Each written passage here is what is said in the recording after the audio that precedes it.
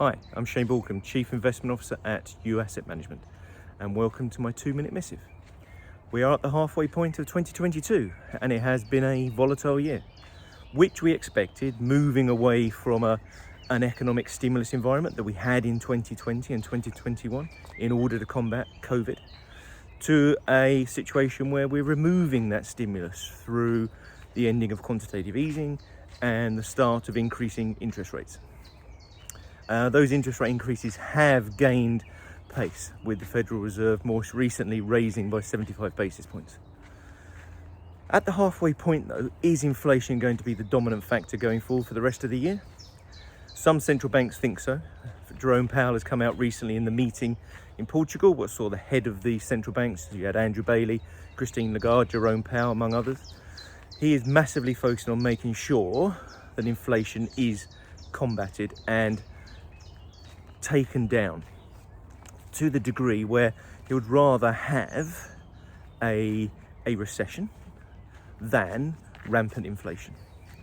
And I think the focus is going to start to move away from inflation being the main concern to growth being the main concern. And it is more than likely that we're going to end up with some sort of economic recession towards the end of the year, beginning of 2023. That does mean this interest rate raising cycle could finish sooner than we anticipate, and we could be in a situation where we see interest rate cuts put onto the table before the end of the year. It also means that for the second consecutive quarter, you may receive your valuations that are negative. Now, we've not had back-to-back negative valuations since 2015.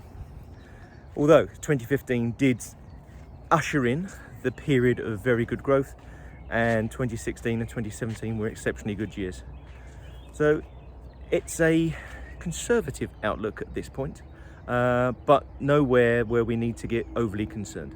2022 is always going to be a year of transition.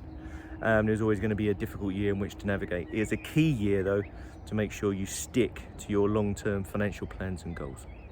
Before you make any decisions, please seek advice from your financial advisor, and these are my own views. Cheers.